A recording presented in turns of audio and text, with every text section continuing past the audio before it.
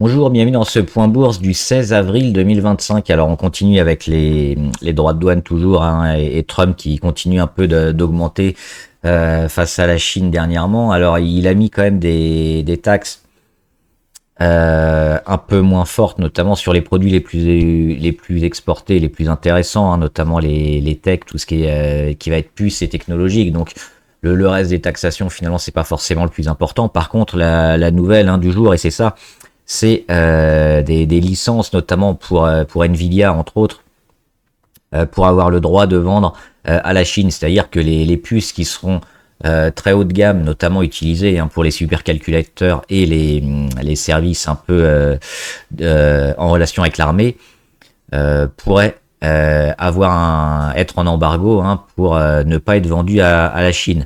Il faudrait avoir d'abord des licences, des autorisations du gouvernement pour pouvoir les vendre. Donc on ne pourra pas vendre tout ce qu'on veut quand on s'appelle Nvidia à la Chine.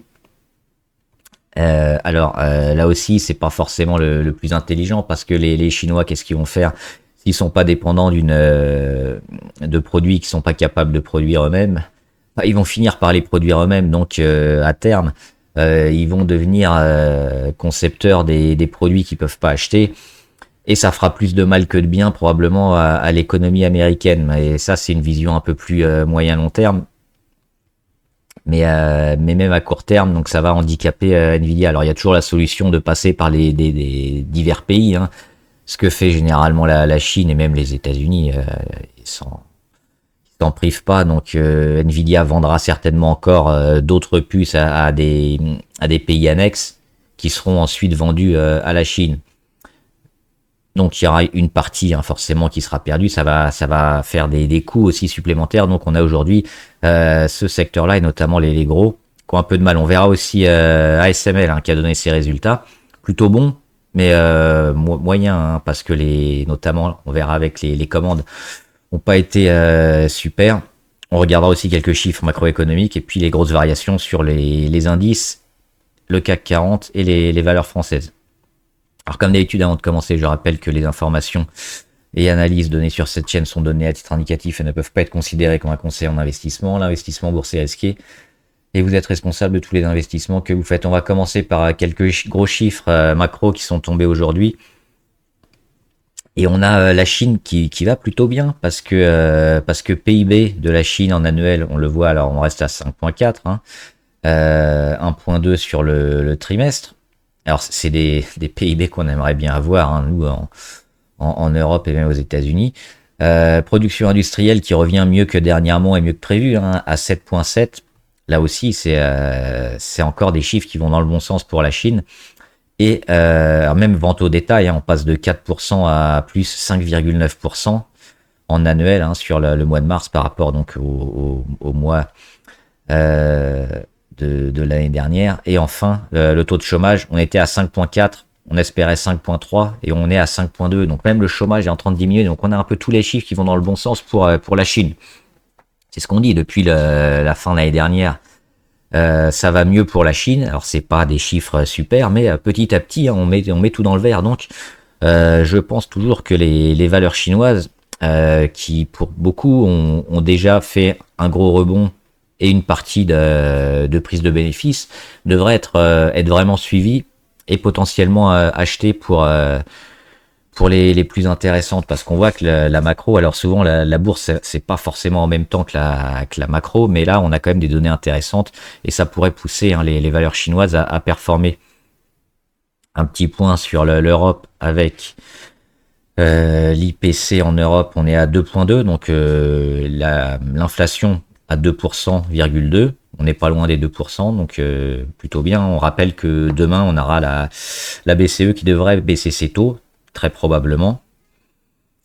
Et vente au détail aux États-Unis qui sont revenus aussi plutôt pas mal, hein, plus 0,5 sur les ventes au détail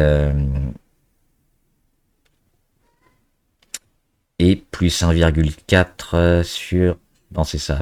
Et 1,4 sur les ventes au détail aussi principales. Et on a la production industrielle qui est aussi en augmentation. Donc on a aussi pas mal de chiffres corrects sur les États-Unis. Avant de voir ASML, on va voir rapidement les marchés américains. Le Dow était quasiment stable, là on est à moins 0,3 à la mi-séance, donc on retrouve des niveaux plus ou moins sur les niveaux d'hier. Là c'est le niveau d'hier, donc on est à peu près quasiment sur les mêmes niveaux, autour des 40 000, 40 200, 40 300. Donc pas de grosse volatilité ces 2-3 dernières séances, hein, malgré quand même les annonces un peu tout va sur les puces, sur les accords, etc. On voit que sur le dos, alors oui, il y a eu de la panique, il y a eu le rebond, et puis peut-être cette zone-là, hein, 39 889, donc les 40 000 en gros, à travailler, et on verra si on peut le tenir, parce que là c'était clairement dans l'excès, dans la panique. On est toujours un peu loin d'un niveau qui nous intéresse, à savoir les 41 300, voire les 42 000 sur la moyenne à 200 pour confirmer un peu le mieux et le bien sur le marché américain traditionnel, le Dow Jones. Pour l'instant, on est toujours en consolidation, on est toujours en baisse. Donc toujours attention sur les valeurs américaines. Et c'est cette zone-là qu'il faut travailler, accumuler et casser vers le haut pour peut-être aller un peu de l'avant et se réinvestir sur certaines valeurs US.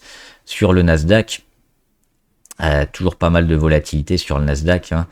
On pourrait même changer ça maintenant. Voilà.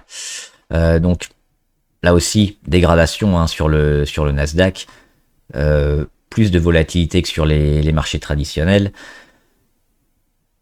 On est revenu quand même super bas, hein, on a même frôlé les 15 930, là on est allé sur les 16 700 environ. On fait le rebond, là aussi on est toujours dans cette phase un peu de dégradation, donc plutôt éviter d'acheter ces mouvements-là, attendre qu'on ait une confirmation, un support qui se fasse, et puis des cassures d'obliques, hein, qu'on n'en est pas loin là, mais ce sera ça éventuellement à voir, et si on a ça, on pourra peut-être racheter un peu de valeurs technologiques sur les marchés américains.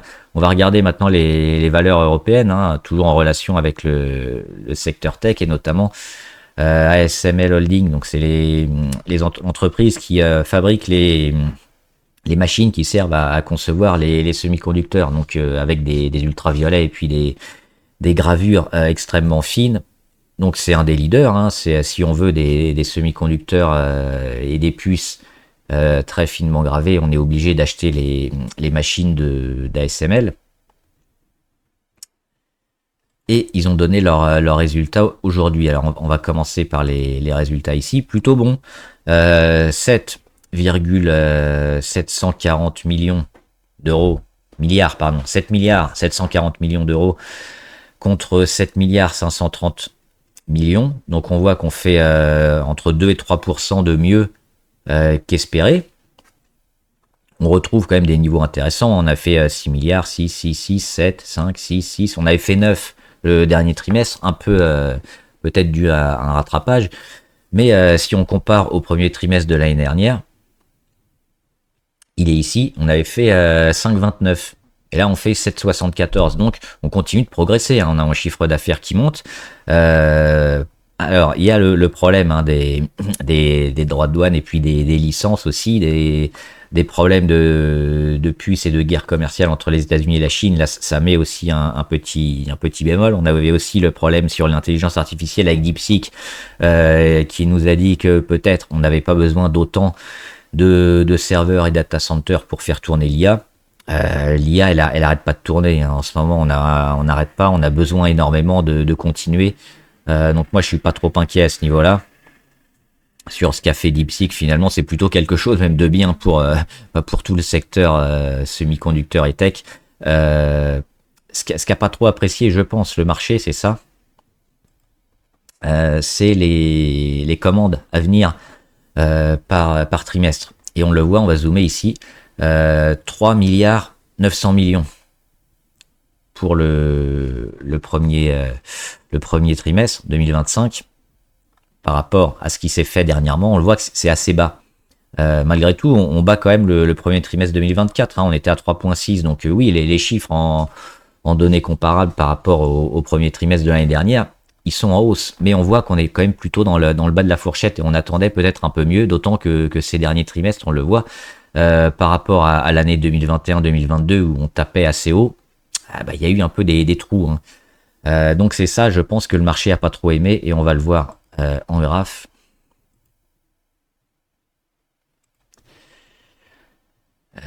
ASML, ils perdent 5%. On a récupéré un peu, on était même au-delà, hein, en cours de séance. Moi, ça me semble sévère quand même parce que on est on a rebondi là sur les plus bas de 2023. On est, je pense, un peu dans la panique et l'excès aussi avec toutes les annonces, mais finalement, hein, c'est toujours un secteur qui est plutôt intéressant et plutôt fort. On peut regarder à SML notamment les résultats ici avec le résultat opérationnel qui est toujours en augmentation, hein, 6 milliards 5, 9 milliards, 9 milliards. Les profits aussi qui augmentent, 5 milliards, 7 milliards, 7 milliards. Le bénéfice par action qui continue de monter.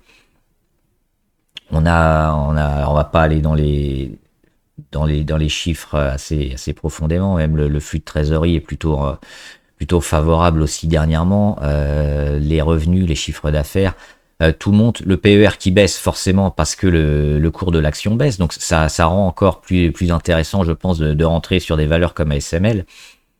La seule incertitude, et ça la bourse n'aime pas, hein, c'est la guerre commerciale qu'on a et puis les tensions qu'on a entre les États-Unis et la Chine.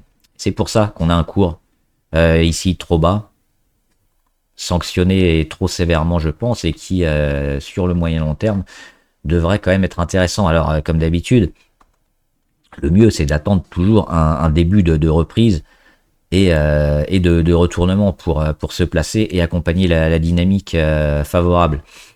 On peut toujours faire, si on est intéressé par cette valeur, ces secteurs, c'est déjà prendre une première taille de position et renforcer après sur effectivement les signaux de retournement et de dynamique haussière qu'on avait peut-être ici anticipé, hop, et qui n'arrive pas, mais qu'on peut toujours surveiller, hein, notamment au-delà des 527. Donc un peu sévère toujours selon moi ce secteur-là, qui mérite mieux, mais pour l'instant la dynamique est défavorable. Donc c'est pour ça que si on veut investir, on n'investira qu'une partie et on attendra le retour un peu de la visibilité et des investisseurs qui se placent pour jouer véritablement une tendance un peu plus forte. Pour l'instant, on n'a pas encore ces signaux-là, même si on a eu une belle réaction sur support, hein, à 527, mais c'est pas assez. Il faudra attendre au moins le retour au-delà des 621, par exemple, sur ASML, sur Nvidia, c'est pareil, hein, avec l'annonce de l'embargo en partie, hein, sur les puces. Nvidia, notamment je crois que c'est les H20, une des puces les plus avancées. Forcément, ça baisse. On perd 7%. On perd 7%, mais on reste finalement dans cette figure de dégradation plus ou moins lente parce que rebond et rebond fort, notamment, hein, depuis le 7 avril, on est bien reparti. Alors on est toujours au-dessus, heureusement. Et puis surtout ce support-là, hein, les 100 en gros, les 100 dollars sur Nvidia, 97, c'est une zone clé pour moi. On le voit jouer ici, on avait clôturé au-dessus, en dessous, juste une séance le 4 avril, et puis dès le lendemain, boum, on clôture quasiment dessus. Le lendemain, on la joue encore, on est passé 3 jours dessus, et là, on rebondit quand même. Donc le but, c'est quoi? C'est de tenir un peu cette oblique entre les deux obliques rouges ici qui nous fait un biseau descendant et ce support à 97. Donc en gros, hop, c'est toute cette zone-là qu'il faut accumuler et laisser passer l'orage avant, hop, la cassure et le redémarrage. Et c'est là où on pourra s'investir sur Nvidia. En attendant, ça me semble un peu toujours tôt, un peu risqué. Même si c'est une belle valeur, hein, donc le tout c'est d'attendre ça et boum, un gros signal qu'on pourra peut-être acheter. Et oui, pour reprendre, hein, on avait parlé de BE Semiconducteur qui avait fait une belle journée. Forcément, quand vous avez des mauvaises nouvelles comme ça, alors pas tant sur les résultats, hein, d'ASML qui était plutôt bon, même si le booking des ventes, hein, était relativement moyen, on l'a vu avec 3,9 milliards. Bah, ça impacte aussi les concurrents, comme c'est pas exceptionnel et que vous avez des tensions sur ce secteur-là avec des possibilités de baisse, hein, des prix en termes de volume parce que embargo, bah, ça fait baisser un peu tout le secteur. Donc oui, bah, semi-conducteur, on avait vu, hein, le beau chandelier hier, forcément. Tout ça s'est remis un peu à plat par les nouvelles. Donc forcément aujourd'hui on baisse. Alors on fait quand même une journée positive si on le prenait à l'ouverture, mais plutôt aussi à mettre entre parenthèses. Par contre, oui, la bonne nouvelle quand même, c'est qu'on a gardé le gap, hein. Malgré quand même les grosses mauvaises nouvelles qu'on a sur ce secteur-là, BE Semiconducteur, ils ont fait le gap, notamment sur les 9%, hein, d'appliqué de matériel, ce qui est monté au capital et qui a acheté pour 9% du capital de BE Semiconducteur. Pour l'instant, on reste là aussi. À mon avis, on ira bien plus haut ces prochains temps, mais on est dans une période un peu compliquée, un peu volatile. On va peut-être, hein, combler le gap aussi, repartir. Donc c'est pour ça qu'il faut être plutôt en mode dézoomer et observer, pas forcément mettre toute la position, voire attendre même un retour un peu plus fort du cours, parce que pour le moment, ça reste dégradé et négatif. On a gap baissier, cassure de moyenne à 200, et on est toujours dans cette phase de dégradation. Donc, si on veut la jouer, on joue un achat pour du long terme actuellement, hein. On n'a pas de dynamique qui s'est mis en place pour le moment pour jouer le court terme. Donc, c'est pas une valeur à regarder éventuellement en journalier. Et enfin, le CAC 40. Qui est bien revenu, hein, toute la journée, on était quasiment dans le rouge et on finit quasiment stable. Pas grand chose à dire, hein, sur le CAC 40, toujours bah, ce rebond sous la moyenne à 200, au-dessus du support. On va attendre que ça se calme et pareil, hein, si on est capable de sortir vers le haut, on ira retester la moyenne à 200 et là, on sera dans des bonnes dispositions, mais ça va aussi faire ça sera en partie dû à ce que Trump pourrait annoncer et les résultats des entreprises qui continuent d'arriver. La Edenred, hein, qui a donné ses résultats qu'on va voir après, ou alors, hein, une confirmation vers le bas. Donc là, c'est pas forcément très intéressant, je pense, à trader, sauf pour du très court terme, parce qu'il n'y a pas de tendance, il n'y a pas de dynamique, c'est du yo-yo, c'est l'élastique, et c'est ce qui nous intéresse après. Qu'est-ce qui va se passer une fois cette période passée pour rentrer sur des valeurs un peu plus longues sur plusieurs semaines. Les grosses variations, pas forcément marquant, ça on va la voir après. Là aussi, c'est plus des réactions en termes de volatilité où la veille, on a une grosse journée, le lendemain, un peu moins bien. Alors, sur le Brent, hein, on l'avait dit, le Brent il était sur des points bas. Je pense que sur pas mal de pétrolières et parapétrolières, on a plus de chances de monter que de descendre maintenant parce qu'on est déjà sur un point bas. Alors, on l'a vu, hein, les chiffres américains sont pas catastrophiques. La Chine va un peu mieux. Même s'il y a un ralentissement économique, moi je vois plus de potentiel haussier avec la réaction un peu des États-Unis aussi qui mettent des droits de douane entre guillemets pour gonfler un peu les ventes et les achats maintenant, parce que pendant 2-3 mois, en espérant passer sous les radars de la douane qui vont peut-être tomber dans quelques temps, bah on va peut-être faire des stocks et on va peut-être doper comme ça un peu l'économie américaine. Donc la demande, l'énergie et le pétrole, plus la Chine qui va mieux. Donc pour moi, le pétrole est plutôt sur des points bas et les pétrolières comme Total aussi. Maintenant, il n'y a pas une dynamique favorable, hein. C'est plutôt du rebond court terme et à jouer avant d'avoir cette dynamique forte, intéressante sur la demande. Mais à court terme, oui, au-delà des 50, on le voit, on ira peut-être retrouver ici les 57-58. Le but, c'est ça, hein, hop, hop, hop. Et puis, enfin, quand on ira mieux, ça. Ou alors, si effectivement on a une récession aux États-Unis, on reviendra là. Mais à court terme, probablement haussier. Et puis, je voulais voir Edenred.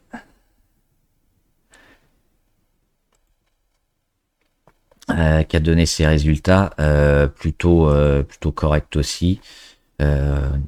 on va pas y revenir en détail sur les résultats d'Edenred. Moi, c'est toujours quelque chose que j'aime bien, mais on attend beaucoup de la législation, et notamment en France, hein, une législation plus claire qui doit être votée notamment bientôt, hein, dans les semaines qui viennent, probablement avant cet été, et c'est ça qui fera revenir les investisseurs. On a toujours un peu de dette, alors on en reparlera hein, quand on aura les chiffres un peu plus en détail sur Edenred. Ils sont tombés aujourd'hui, j'ai pas eu le temps de regarder en détail, mais c'est toujours un peu le problème, c'est la dette, mais c'est une valeur qui continue quand même de faire pas mal d'argent, donc c'est quand même à surveiller, et peut-être à acheter avant cet été, hein, avant la législation qui devrait donner le top départ, je pense, sur Edenred. On va regarder les valeurs abonnées.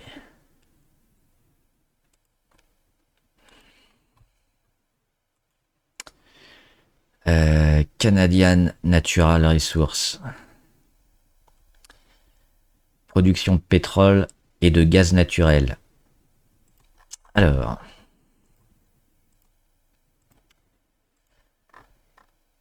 Forcément, on a une baisse comme le pétrole ces derniers mois. Mais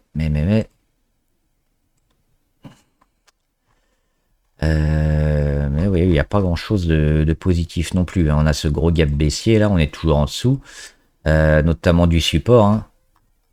Un support autour des. Ouais, il peut le mettre ici. Autour des 30 en gros. On va remettre la zone de gap. La zone de gap elle est à 29,8. Donc tant qu'on est en dessous, c'est très négatif. Alors oui, sur le pétrole on a dit on était peut-être sur des points bas. Et ces points bas là qui avaient été pas mal joués, notamment au mois de juin 2023, on voit qu'on les a touchés. Mais il n'y a que ça à jouer hein, sur le pétrole, je pense. C'est une optique un peu court terme avec depuis quelques jours, quelques semaines des rebonds. Et puis là, il y a eu quand même un signal assez négatif, assez fort. Donc c'est pas la valeur que j'irais jouer, d'autant que Canadian Naturel hein, en Amérique du Nord. Et l'Amérique du Nord, c'est pas forcément la partie du monde la plus intéressante maintenant. Donc plutôt non. Éventuellement, retour sur support, début de rebond, oui, pour jouer un peu plus, mais là, si on veut jouer, ça serait peut-être en moyen long terme, hein, tout ce travail-là, et puis la cassure, peut-être à la fin d'année. McPhee ou MC5, alors, oui, des volumes, mais ça vend. Il y aura certainement, il y a peut-être même eu une augmentation de capital, je sais pas, j'ai pas regardé. Moi, je la suis plus hein, depuis un moment, parce que c'est mort. C'est attendre une résurrection, ça peut arriver. C'est un peu comme Opium, mais c'est mort. Il y a plus rien. Elle fait pas d'argent. Elle va essayer de survivre comme ça pendant des semaines, des mois à faire des augmentations de capital pour essayer de gagner 3 mois, de gagner 6 mois, mais à moins qu'on ait un gros qui s'intéresse à la technologie et puis qui rachète la valeur.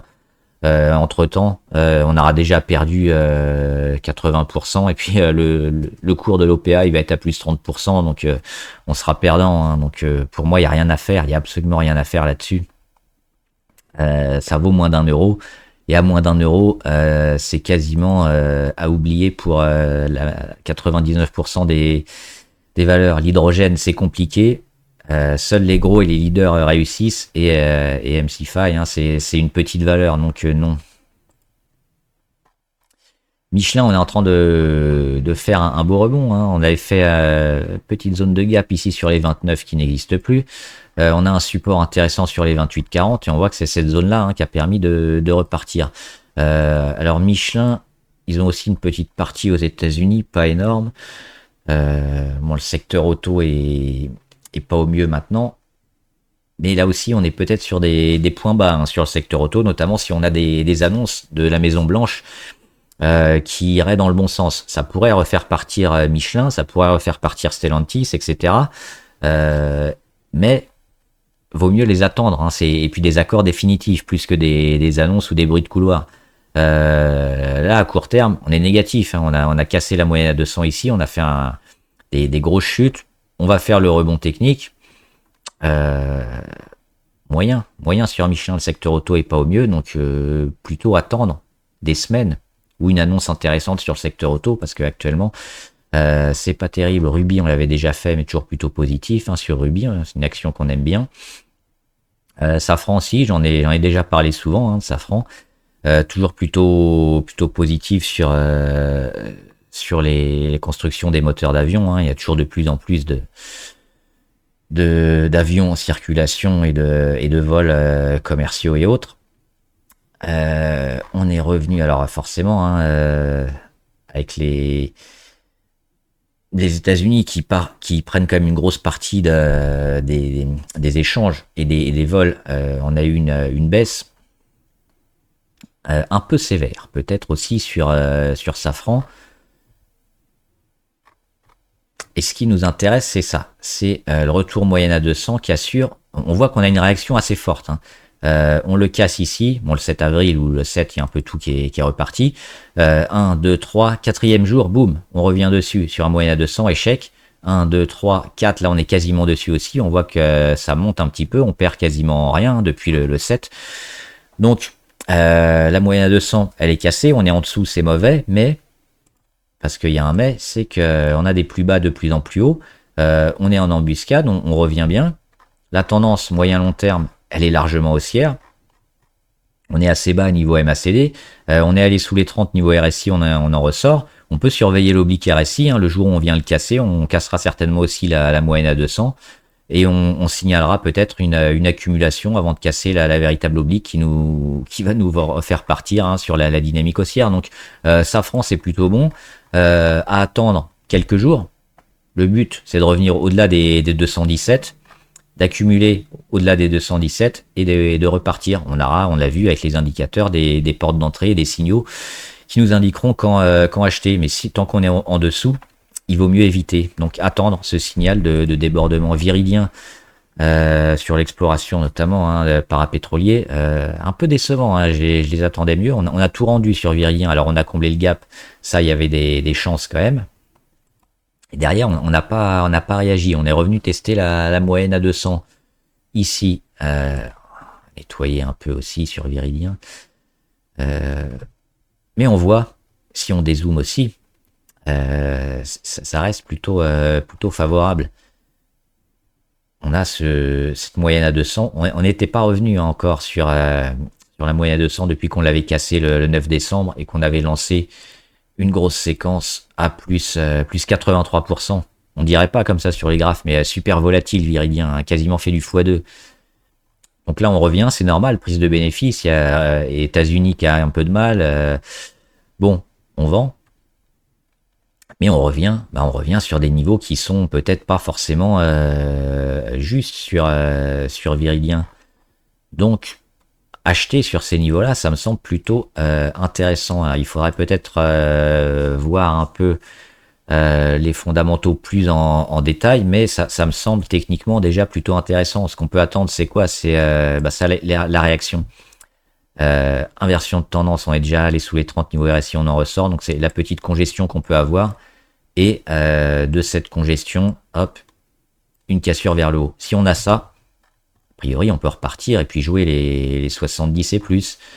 Donc je pense qu'il faut la surveiller au jour le jour et attendre un signal qui pourrait arriver assez prochainement parce que sur les pétrolières et parapétrolières, je pense qu'on a déjà pricé hein, tous les mauvaises nouvelles et le bas et que maintenant, au pire, on a de la construction et au mieux, on aura une petite relance haussière. Et puis Walix, favorable, on le dit depuis ici à peu près le mois de février de cette année, même peut-être avant, je sais pas, mais je me souviens, hein, ici, on était positif, hein, il y avait cette résistance à casser et puis à acheter. Ça a été fait. La journée là, du 7 avril qui est aussi exceptionnelle, hein, si on avait des ordres d'achat un peu bas, c'était jackpot. Compliqué à anticiper, mais bon. Sinon, Walix, en retournement, petite valeur, Walix qui s'en sort bien. Hein. Donc attention, mais techniquement, il y a rien à dire. Il y a aussi pas mal de volumes, des volumes à l'achat qui sont soutenus pendant plusieurs jours. Donc oui, le but, hein, c'est de continuer la tendance et d'aller chercher les anciennes résistances une à une. a priori, il n'y a pas de mauvaises nouvelles et de points noirs, donc plutôt rester pour du moyen terme, éventuellement prendre une partie de ses bénéfices hein, sur des plus hauts ou sur des résistances à 16 ou à 17. Mais sinon, il faut plutôt rester. Et puis moi, personnellement, je suis sur Fortinet, dans la cybersécurité aussi. Fortinet, on le voit, hein, ça a consolidé un peu fort. Un petit faux départ fin mars. On revient tester la moyenne à 200 et la moyenne à 200 qui coïncide avec un vrai beau support. Hein. C'était le plus haut de 2023 qu'on avait bien joué ici octobre 2024, qui avait cassé au mois de novembre, post-élection. Boum, le range. On casse, on met un plus haut et puis on revient consolider. Donc là, c'était plutôt intéressant d'acheter. Moi, j'étais rentré un peu tôt. Et derrière, les volumes de rachat quand même intéressant. Le rebond et on revient dans ce range entre les 90 et les 100. C'est ça qu'il faudra casser, je pense. Là, les Bollinger sont encore un peu hautes, donc on risque d'avoir encore quelques jours comme ça où il va rien se passer. Mais après, hein, si on peut casser les 100, un signal plutôt favorable. Donc c'est une valeur intéressante aussi Fortinet parce qu'elle a moins de contrats gouvernementaux que les autres. Et comme Trump est en train de taper un peu sur les dépenses, notamment gouvernementales qu'il peut gérer, certains des concurrents, notamment de Fortinet, risquent d'avoir un peu plus de mal. Alors que Fortinet, ils ont plus de contrats dans le privé. Et le PER aussi, le PER, j'en avais parlé de Fortinet, était relativement faible par rapport aux autres, hein, parce que le PER des cybersécurités, il est quand même assez élevé. Mais oui, pour toutes ces raisons-là, ça me semblait aussi être intéressant. Et puis le secteur, forcément, hein, on pourrait presque dire toutes les valeurs cybersécurité, du moins celles qui ont une certaine solidité et puis un certain âge maintenant, qui leur permettent d'être rentables, c'est un secteur plutôt porteur, hein, et toutes les valeurs devraient plus ou moins bien performer. Donc oui, évidemment, ce secteur-là est intéressant. Voilà, j'espère que la vidéo vous a aidé. Si vous avez des questions, n'hésitez pas, mettez-les en commentaire. J'y répondrai. Bon trade, à plus.